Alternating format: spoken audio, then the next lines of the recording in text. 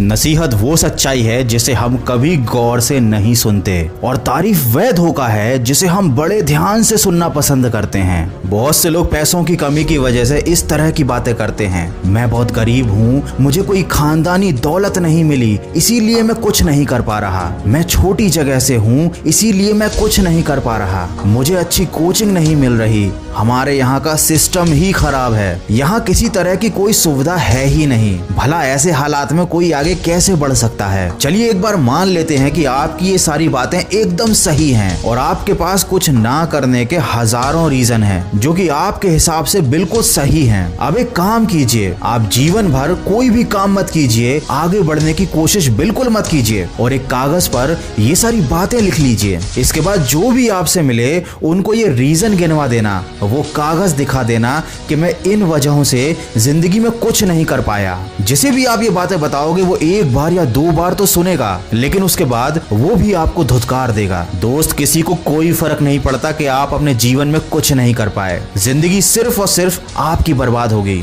फिर चाहे आपने खुद को कितने भी बड़े रीजन क्यों ना बता रखे हों। जिंदगी भर पैसों की कमी की वजह से छोटे छोटे शौक भी कभी पूरे नहीं कर पाओगे। जब पैसे नहीं होंगे तो माँ बाप को कोई सुख नहीं दे पाओगे। वो अपने जीवन के अंत समय तक मजबूरी में काम कर रहे होंगे और आप सिर्फ अपने जीवन को लेकर यूं ही बैठे रहोगे। लॉकडाउन खत्म होने के बाद अपने आसपास किसी ऐसी जगह या किसी ऐसी होटल में जाना जहां केवल टॉप क्लास के लोग जाते हों। उस होटल का जाकर मेन्यू देखना जहां पर आप खाने बैठे हो तो 5,000 से 10,000 के बीच में बिल बनेगा। या फिर ऐसे किसी कार के शोरूम में जाना जहां मर्सिडीज या कोई महंगी गाड़ी मिलती हो, वहां जाकर देखना ऐसे भी लोग होंगे जो लाखों करोड़ों की कार को ले रहे होंगे और उनको चला रहे होंगे। जब आप ये नजारा देखोगे उस वक्त आपको समझ में आएगा कि दुनिया कितनी तेजी से आगे निकल रही है और आपकी कोई औकात नहीं है। आपने अपनी जिंदगी फालतू के बहानों में निकाल दी। हो सकता है ये जानने के बाद आपको अंदर से महसूस हो कि अब आप अपने हालातों को बदल कर दिखाओगे, इन लोगों से 10 गुना बेहतर जीवन जीकर दिखाओगे और जिंदगी में सफल होकर दिखाओगे। अब बहुत से लोग ये कमेंट करेंगे कि जिंदगी में पैसा ही सब कुछ नहीं होता। तो दोस्त, जब माँ बाप की दवाई खरीदने के पैसे जेब में नहीं होंगे ना, उस वक्त अपनी इस बात को याद कर लेना। अगर आप जिंदगी में सफल होना चाहते हैं तो उसके 7 भेद आपको अपने कमरे के अंदर ही मिल जाएंगे। आपके कमरे की छत ये दर्शाती है कि अपने उद्देश्य हमेशा ऊंचे रखो। पंखा ये दर्शाता है कि अपने मन को हमेशा ठंडा रखो। घड़ी ये बताती है